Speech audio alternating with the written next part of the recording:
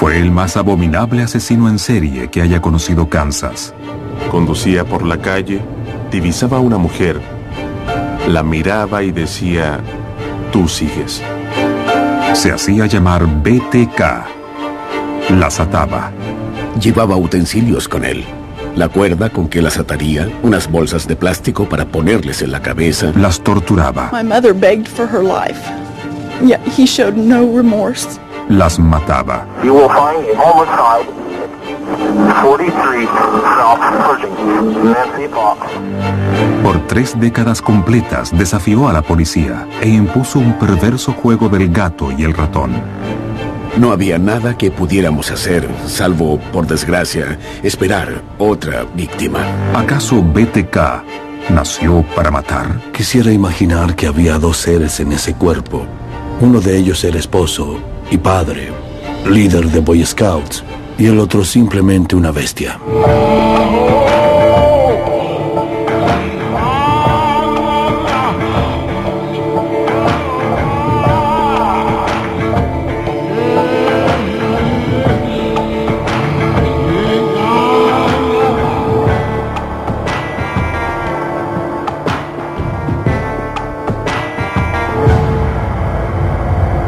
Dementes. I broke into the house and waited for her to come home. Esta es la declaración de un asesino sádico. Were you armed with a handgun at that time also? Yes, I had a handgun. What happened when you came I back? actually had 2 handguns. Finalmente atrapado, después de atormentar a una comunidad por décadas, describe sus métodos y motivos en horribles detalles. The strangulation wasn't working on her, and I used a knife on her. Que permiten penetrar en la mente de un psicópata. If you read much about serial killers, they go through what they call the different phases. Y desvelar un enigma que intrigó a una ciudad por 30 años. Wichita, Kansas. Wichita, Kansas. Un tiempo apodada Ciudad Vaquera, cuando fue pasaje de ganado traído de Texas. Pero ahora es famosa por ser la ciudad de la industria aeronáutica. Es un lugar pacífico en el corazón del llamado cinturón bíblico que suele soportar tornados. Pero en 1974 habría de lidiar con otra clase de tormenta. Para los habitantes de Wichita, eso fue totalmente sorprendente, muy espeluznante, porque asesinatos como esos se esperan en Nueva York, en la costa oeste o en Europa, pero no ocurren en ciudades como esta. En esa época, Richard Lamanion era capitán en el departamento de policía de Wichita. Era un vecindario bien establecido y pacífico, con una tasa de crímenes muy baja. Desde luego, jamás habrías pensado, ni por un instante, que aquí se habrían producido asesinatos como estos. Esa es la casa del hecho. Está en Murdoch y Edgemore. Este es exactamente el lugar. Entró por atrás, cortó la línea telefónica y forzó una puerta. Dentro de la casa, los detectives se encontraron con una escena que nunca olvidarían. Había una madre, un padre y 2 niños que fueron asesinados en una especie de sacrificio ritual. La familia Otero se había mudado recientemente a un pacífico sector cercano a la ciudad. Un intruso había estrangulado al padre, Joe, y a su esposa, Julie, para después asesinar al hijo. Hallaron evidencia de que había puesto a Joey, de 9 años, una bolsa de plástico en la cabeza para sofocarlo lentamente, y se sentó en un sillón a observarlo. Cuando comprobó que ya tanto los padres como el niño estaban muertos, llevó a Josephine, la hija de 11 años, al sótano y entonces ahí la ahorcó.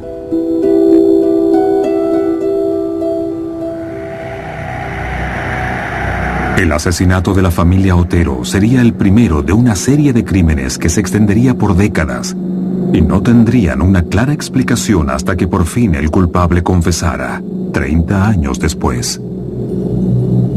Is this something you were doing for your personal pleasure? Sexual fantasy, sir.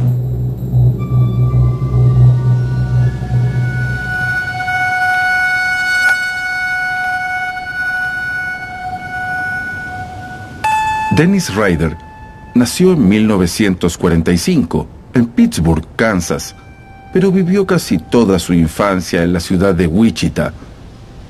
Él era el mayor de 4 hermanos y tuvo durante su niñez una vida bastante normal.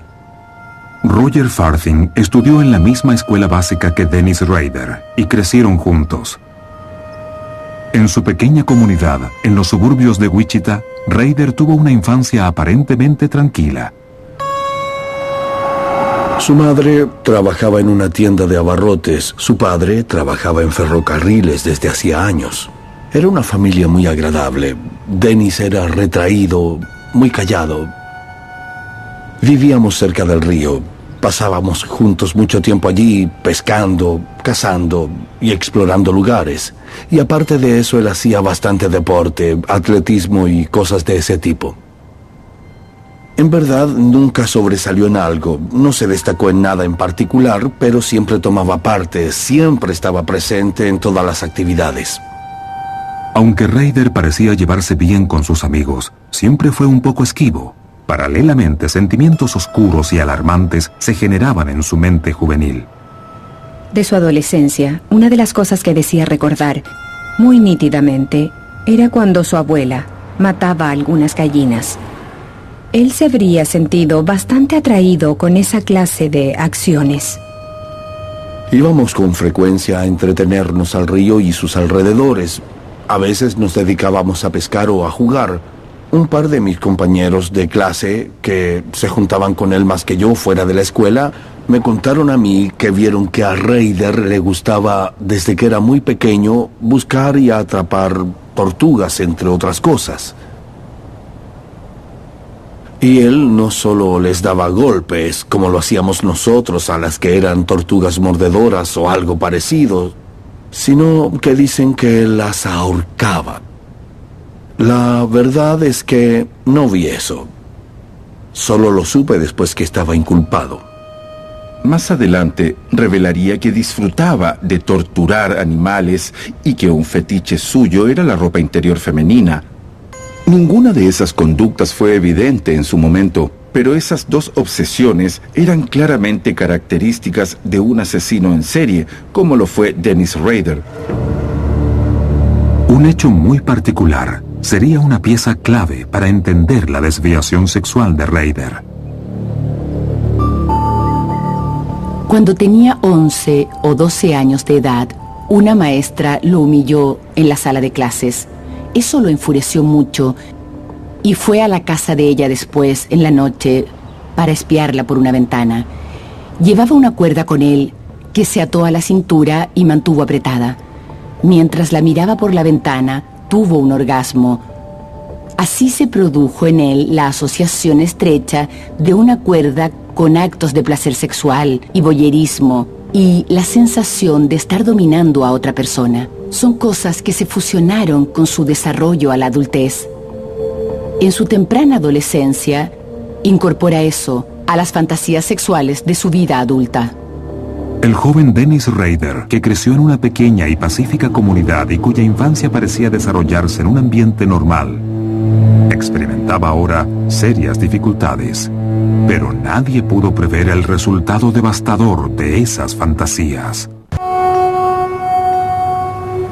Dennis Lynn Rader creció en los suburbios de Wichita, Kansas, el mayor de 4 hijos. Aunque parecía tener una sólida vida familiar, en la mitad de su adolescencia experimentó cambios que lo distanciaron de los otros niños. Cuando cursaba el 8º o 9º grado, tenía sueños sexuales y sentimientos sexuales que sabía que otros de su edad no tenían. Él dijo, fue cuando vislumbré mi futuro. Sabía cómo iba a ser. Después de la universidad, Dennis Rader pasó 4 años en la Fuerza Aérea de Estados Unidos como mecánico. Luego regresó a Kansas y se estableció en Park City, Wichita Norte. En mayo de 1971, Rader contrajo matrimonio con una joven del lugar. Pero pese a su imagen hogareña, aún vivía con sus demonios internos. Rader se hacía notar como un colaborador de la comunidad, pero nadie percibió sus intenciones, que mantenía muy reservadas ante los demás, incluida su esposa. Disimulaba muy bien. Rader leía revistas de crímenes que muestran con frecuencia escenas de tortura y juegos con cuerdas, y graficaba sus torcidas fantasías en papel. Dibujos de Rader. Mediante decenas de dibujos. Lo cierto es que mucha gente lee esas revistas de crímenes, pero no imitan lo que en ellas se exhibe. Para el asesino en serie, representan algo factible, realizable, algo que puede hacer. Él llamó a eso factor X, con lo cual se refería a un patrón de excitación sexual desviado, donde el estímulo no está en atar, sino que en degradar sexualmente a la víctima de cierta manera sádica. Tenía la inteligencia suficiente para leer sobre hechos criminales y entender por qué se consumaban. Luego se hizo muy experto en evitar detenciones y supo por qué otros criminales sexuales terminaban siendo atrapados. Los pensamientos, planes y fantasías de Dennis Rader llegaron finalmente a concretarse cuando el 15 de enero de 1974 asesinó bestialmente a los Otero. Habrían de pasar 30 años antes que la policía y los habitantes de Wichita se enteraran de lo que realmente ocurrió allí. Y lo supieron de boca del mismo Dennis Rader en esta singular y terrible filmación en la corte. Los asesinatos de los Otero sin duda fueron precipitados por la atracción que le provocaba la esposa y la hija pequeña. Creo que la motivación fue de tipo sexual y para tener contacto con ellas. Eso fue lo que lo llevó a la casa de los Otero.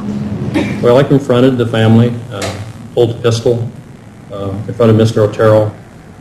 There I realized that, I didn't have a mask on or anything. They already could ID me. Made a decision to go ahead and shut him down, I guess, or strangle him. First of all, Mr. Otero, a bag put over his head and strangled. After that, I did Mrs. Otero. Then I strangled Josephine while she was down. And then I went over to Junior and put the bag on his head. And then when I went back, Josephine had woke back up. What did you do then? And I took her to the basement and eventually hung her. Did you do anything else at that time? Yes, I had some sexual fantasies. Después de saciar sus bajos instintos con la familia Otero, Rader se apresuró a ir a casa porque su confiada esposa volvería pronto del trabajo y quería recibirla. ¿Qué pasaba con su esposa? Por ejemplo, ¿cómo es posible que no lo supiera? Una vez respondió que en los 70 o en los 80, cuando se había publicado uno de sus mensajes en el periódico, estaba sentado a la mesa leyéndolo durante el desayuno. Su esposa llegó y miró por sobre su hombro y le indicó una foto diciéndole, «Fíjate, ese escribe mal esa palabra, igual que tú». Y Dennis explicó, «Pensé que tendría que matarla». Pero ella no dijo nada más y lo dejé pasar. Con la ciudad aún conmovida por la horrible masacre de la familia Otero, Dennis Rader observaba en busca de otra víctima. Espió a Kathy Bright, de 21 años, y hurtó su correo en el exterior de su casa en East Street, en Wichita. Kathy estudiaba en la Universidad Estatal de Wichita, y esa vez fue a casa durante el día con su hermano, también estudiante. Y sin que pudieran saberlo, BTK estaba adentro esperando a la joven. Rader no previó que Kathy llegaría con su hermano Kevin. I think I had him tie her up first, and then I tied him up or vice versa. El hermano logró desatarse. Se puso de pie y empezó a gritar por auxilio. BTK fue y le disparó en la cabeza. I could see the blood, and as far as I was concerned, I thought he was down, and then went and started to strangle Catherine. And then we started fighting because the bonds weren't very good, and so back and forth we fought. BTK apuñaló entonces varias veces a Kathy, hasta matarla. El hermano recuperó el sentido y, aunque desorientado y sin recordar todo lo ocurrido, corrió hacia la puerta y gritó por auxilio. Oh, I tell you what I thought. I thought the police were coming at that time. I heard the door open. I thought, no, that's it. And I stepped out there, and I could see him running down the street, so I quickly cleaned up everything that I could and left. Aunque había planeado el crimen con anticipación, Rader no llevó sus elementos de costumbre. If I had brought my stuff and used my stuff, Kevin would probably be dead today. I'm not bragging on that, it's just a matter of fact. Al considerar sus primeros crímenes, tuvo suerte, porque hubo errores que podrían haberlo delatado la primera y la segunda vez sin duda. Realmente pensó que lo atraparían. Resentía haber dejado un testigo, había sido muy torpe y le penaba haber dejado algunos rastros. Lo ponía nervioso que pudieran arrestarlo. Sabía bien que su error había sido muy serio. Logramos hablar con el hermano varias veces. Por supuesto, debido a la herida traumática causada a su cerebro, no pudo dar mayores detalles de lo ocurrido, salvo que el asesino era un hombre caucásico y de una edad que suponíamos. Eso fue todo lo que pudimos conseguir de él. No mucho después del asesinato de Kathy Bright, la prensa informó que un grupo de 3 hombres estaba implicado en la muerte de los Otero. Rader se entera que alguien más está obteniendo crédito por sus crímenes y no puede soportarlo. Eso produjo la primera comunicación de BTK y la forma en que nos llegó fue por carta. Le dice a la policía que el asunto no había terminado, que él seguiría adelante. Si no me pueden atrapar, morirá más gente perteneciente a esta comunidad. Pasarían 3 años antes que volviera a atacar. El siguiente crimen es en 1977 y yo era entonces jefe de policía. Shirley era madre soltera y sus niños vivían con ella. The kids were really banging on the door, hollering, screaming. She got sick, threw up, got her a glass of water, comforted her a little bit, and then went ahead and tied her up, and then put a bag over her head and strangled her. Debido al largo tiempo transcurrido desde los últimos crímenes, los investigadores no relacionaron enseguida el asesinato de Shirley Bayan con los de la familia Otero y Kathy Bright. Los asesinatos se distancian debido al nacimiento de su hijo y tiempo después de su hija. Se las arregló para dividir su existencia. Al lograr disponer de 2 mundos, él pudo ser un buen padre y también un asesino. 9 meses después, en diciembre de 1977, BTK atacó de nuevo en lo que él habría de llamar el golpe perfecto. Nancy era una mujer soltera, una hermosa joven que vivía sola.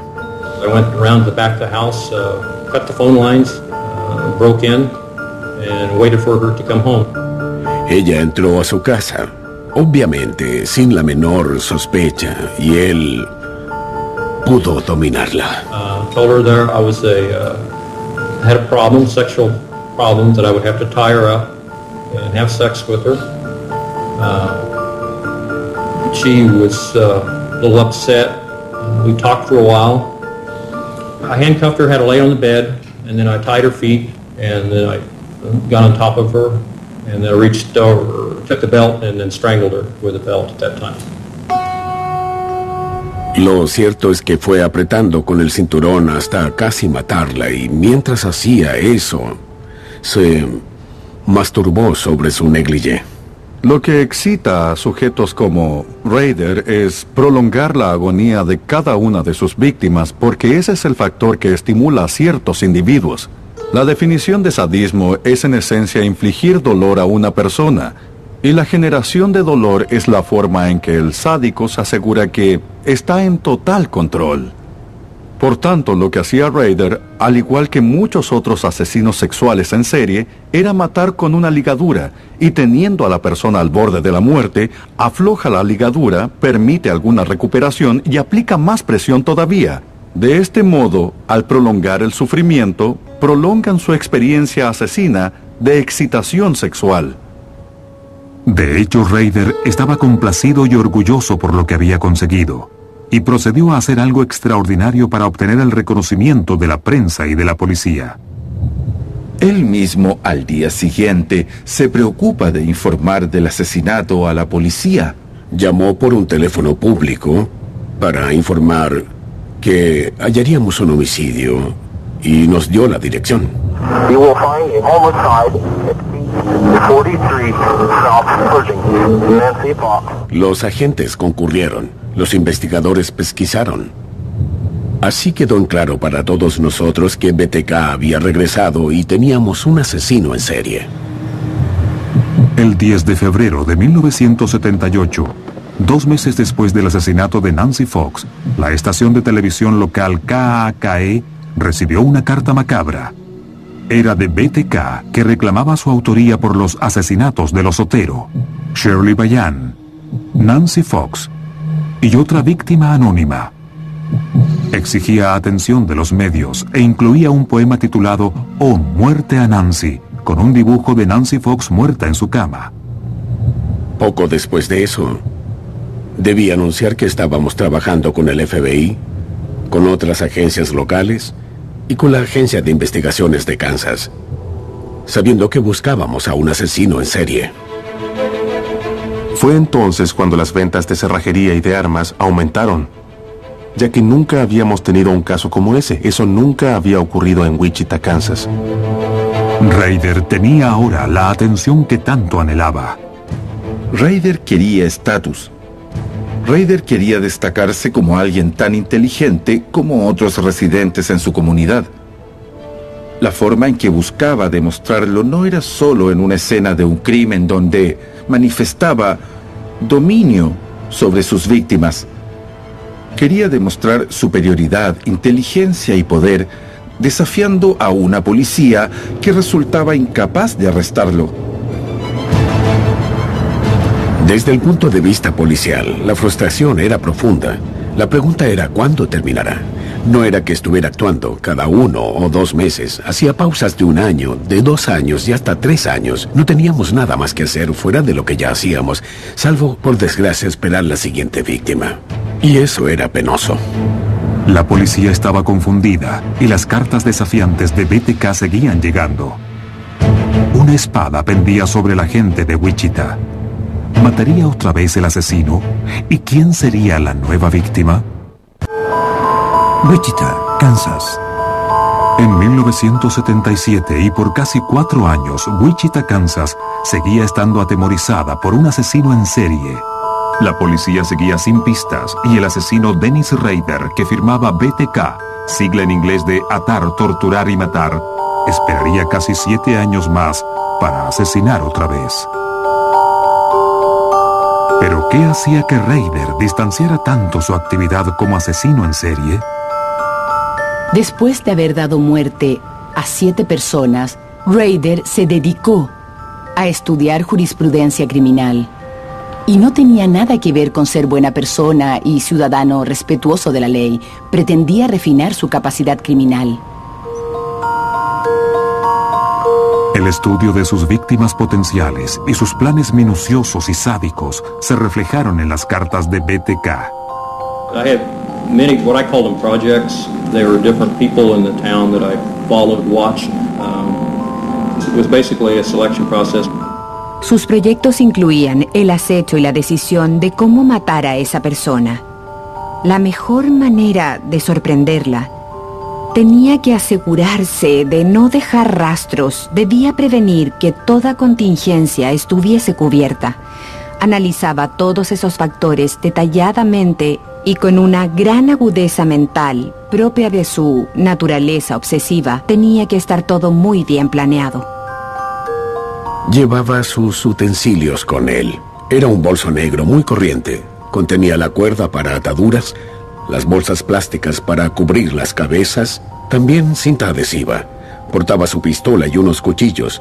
Todo lo que podría necesitar lo llevaba. I called my hit kit.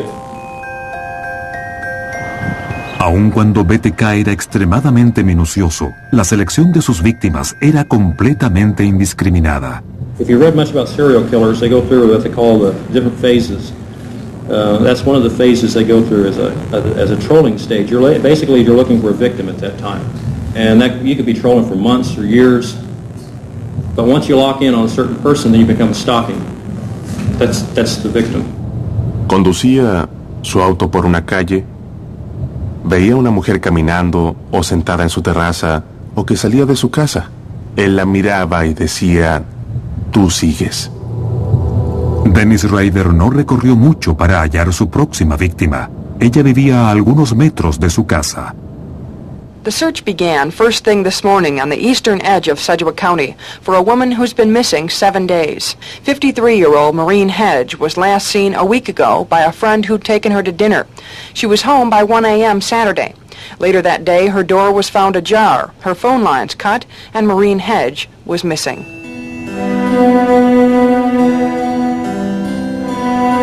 Rader tenía una coartada para la noche en que Maureen Hedge fue asesinada. Fue con su hijo a un campamento de scouts. Se levantó sigiloso a la 1 de la madrugada, condujo, mató a la mujer y luego regresó al campamento de scouts como si nada pasara. Eventually moved her to the trunk of the car, took the car over to Christ Lutheran Church, and she was already dead, so I took pictures of her in different forms of bondage. Ella era diácono de la iglesia. Allí la hizo posar.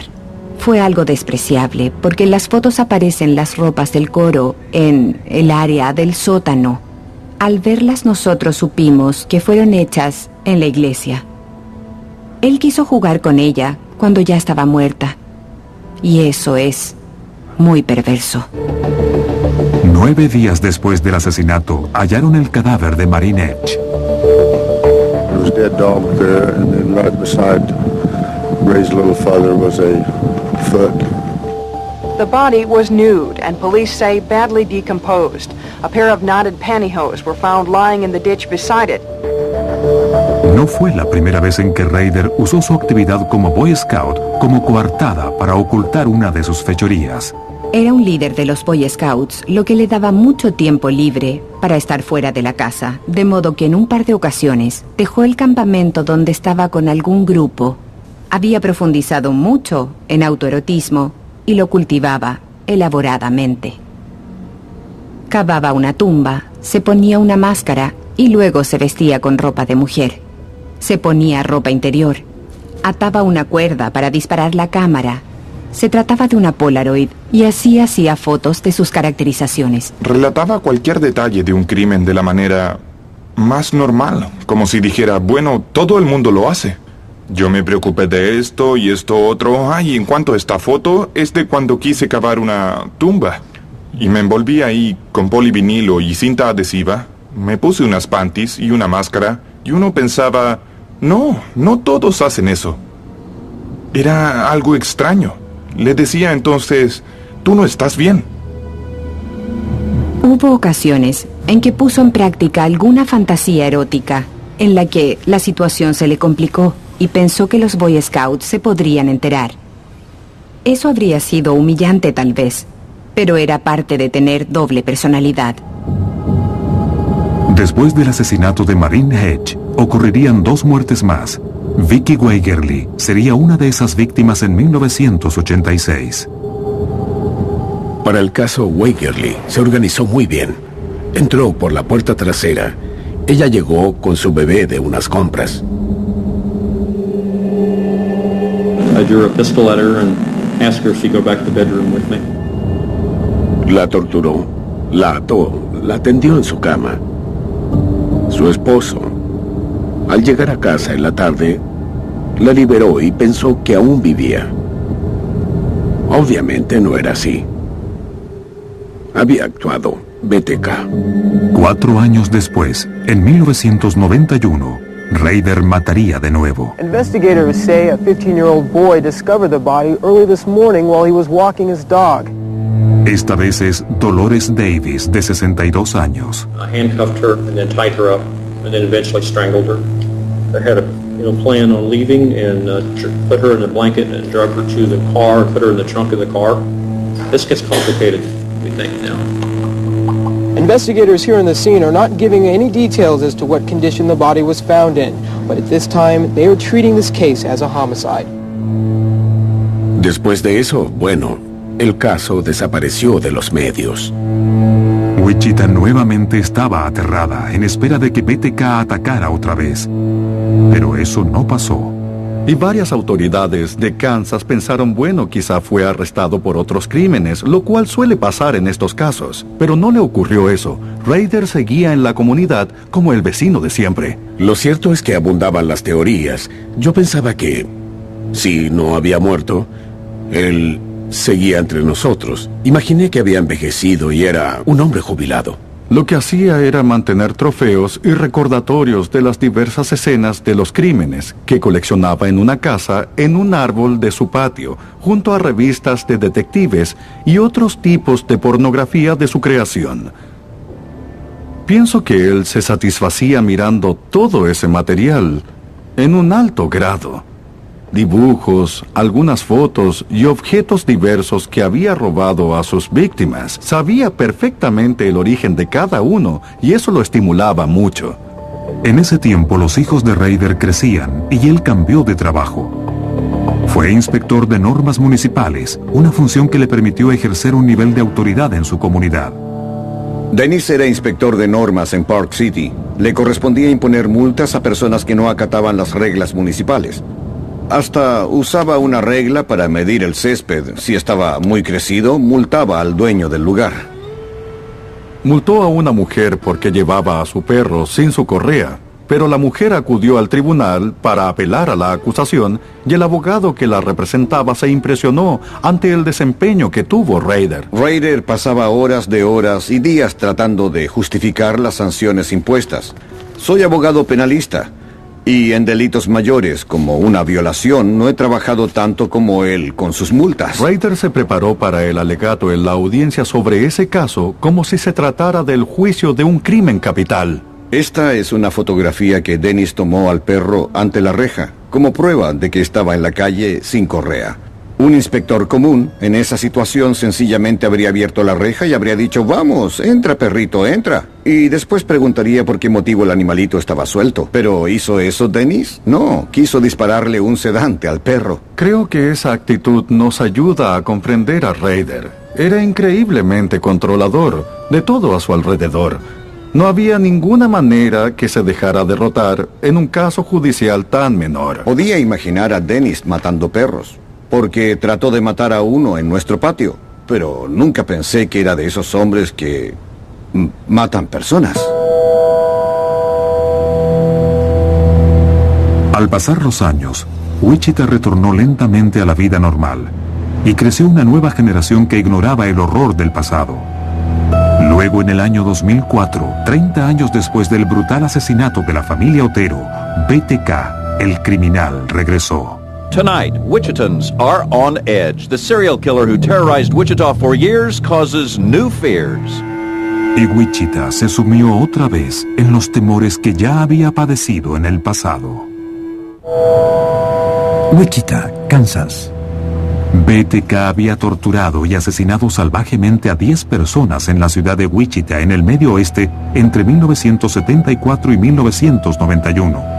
Luego, por 13 años, se había esfumado. Pero aún habría otro giro en esta serie de terribles crímenes.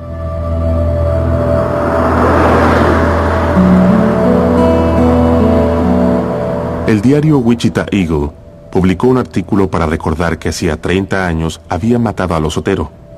El hecho es que BTK lo leyó y pensó que necesitaba más publicidad, que aún no había terminado. Recuerdo que estaba aquí en mi oficina. Mi secretaria dijo, llama al jefe Williams si quiere hablar con usted.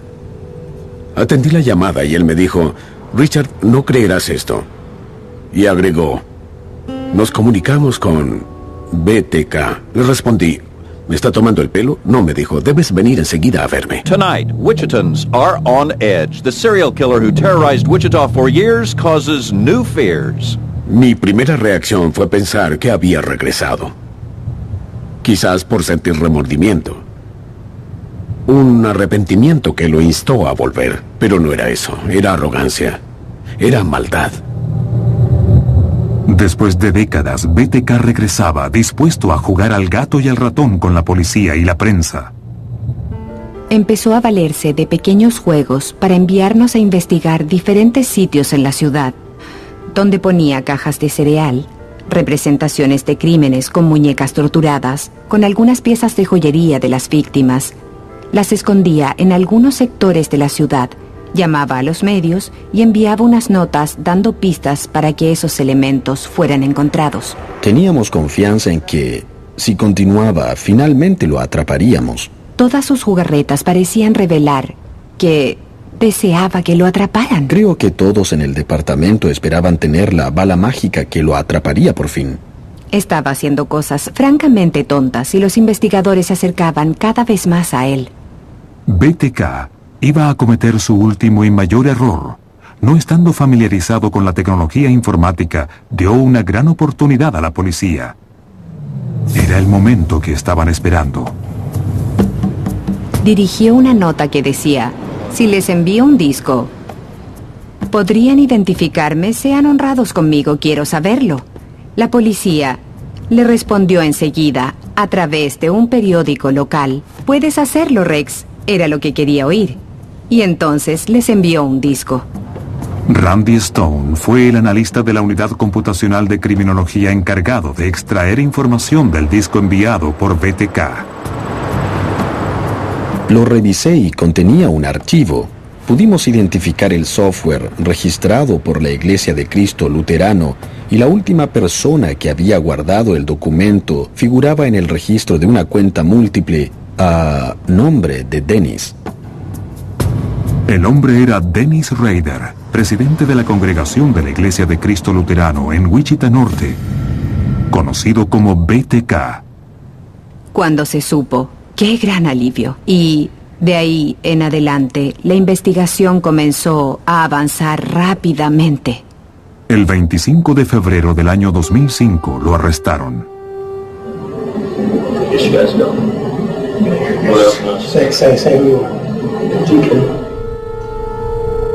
Una vez que Rader confesó, no guardó nada.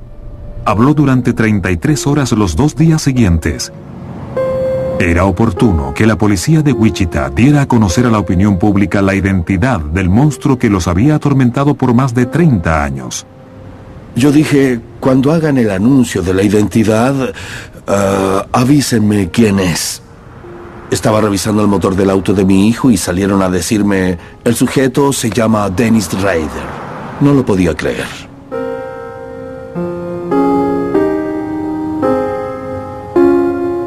En las reuniones de la clase siempre nos tomaban unas fotografías. Estábamos en la 40ª reunión de exalumnos poco antes de que lo arrestaran. Mi esposa y yo nos sentamos en la mesa justo frente a él y su esposa y conversamos durante la noche. Fue una velada agradable. Cuesta creer que uno se equivoque sobre alguien por tanto tiempo.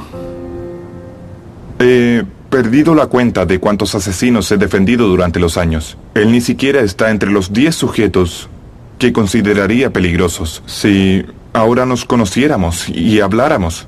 He estado en juicio con otras personas que exudaban, ¿sabes? Innegable maldad y amenaza. El típico sujeto con el que no quisieras estar solo en un cuarto. Pero no Dennis, es decir, él no me dio esa impresión. Creo que por eso pudo durar tanto tiempo, porque cuando no estaba cometiendo sus actos, tenía una presencia digna, un aura de normalidad, y nadie podía sospechar que fuera un asesino. Era muy difícil oírlo contar las cosas que había hecho en algunos casos, sobre todo ante los hijos de una de sus víctimas. Say, put a bag over her head and strangled her. What did you strangle her with? I think on that I had tied her legs to the bedpost and worked up with the rope all the way up, and then what I had left over, I looped over her neck. Es algo que tratas de borrar de tu mente, y fue lo que tuve que hacer. En su retorcida, inmoral visión del mundo, comportándose de la forma en que lo hizo, habiendo matado a esa gente, para él era motivo de orgullo, no de vergüenza, Por eso su afán de ayudar a la policía y hablar resueltamente de todo ello ante el juez y toda la comunidad no lo hizo por estar avergonzado, sino por su orgullo. Dado que Dennis Rader se declaró culpable, no hubo juicio, sino una audiencia procesal dispuesta para asegurar la exposición de evidencias y para que parientes de las víctimas manifestaran sus sentimientos. No action or sentence bestowed upon Dennis Rader will begin to compare with the reckoning he will endure when his time for judgment comes before the Lord. Right now, he's not any remorse, no compassion, he had no mercy, and I think that's what he ought to receive. As far as I'm concerned, Dennis Rader does not deserve to live. I want him to suffer as much as he made his victims suffer. If I had your devil nature, I would delight in the fact that your congregation has turned its back on you, that your friends have deserted you, that your wife has divorced you, that your own children have disowned you, and then I would remind you that you will never have any warm, loving human contact again for the remainder of your twisted existence.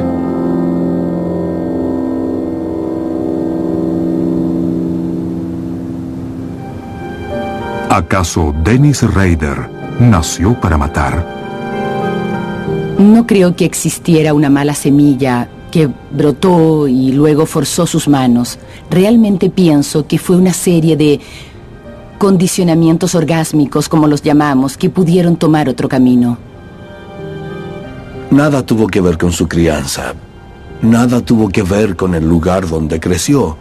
Él jamás fue un niño golpeado ni abusado. Dado el hecho de que no fue cuestión de crianza, creo, la conclusión es que eso estaba en él. No puedes matar a 10 personas estando en tu sano juicio. Tiene que haber algo muy dañado en tu cerebro para matar fríamente gente, sobre todo niños, y hacer lo que él hizo. Y con total tranquilidad seguir viviendo tu vida como si nada malo hubiera pasado.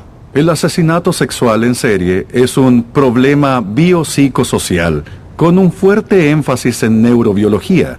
Si preguntas a un heterosexual, ¿recuerdas algún evento crítico en tu vida que te hizo heterosexual? Te dirá, no, es como soy nada más. Si preguntas a alguien que es homosexual, es la misma cosa. ¿Ocurrió algo en tu vida que te hizo homosexual? La mayoría dirá, no, soy así desde siempre. Y eso vale para estos patrones de excitación desviada. Es así como Rader nació, pero eso no significa que debía matar a alguien porque pudo controlarse. Dennis Rader killed my wife in 1986. The courts, the news media, the general public knows the vicious, cruel individual he is. All we can do, there's no punishment that you can exact upon him that will satisfy our needs. Yo pienso que hubo dos personas en ese cuerpo. Uno era un esposo y padre, un líder de los Boy Scouts, y actuaba como tal. Y el otro era una bestia infernal. No era el Dennis que todos conocíamos. Era totalmente distinto. Shirley Vian was my mother. You know, I'd just like for him to suffer for the rest of his life. ¿Fue maltratado cuando pequeño? ¿Cuál fue la causa de todo lo que hizo? Lo hizo porque era perverso. El 18 de agosto de 2005, Dennis Rader fue condenado a 10 cadenas perpetuas consecutivas.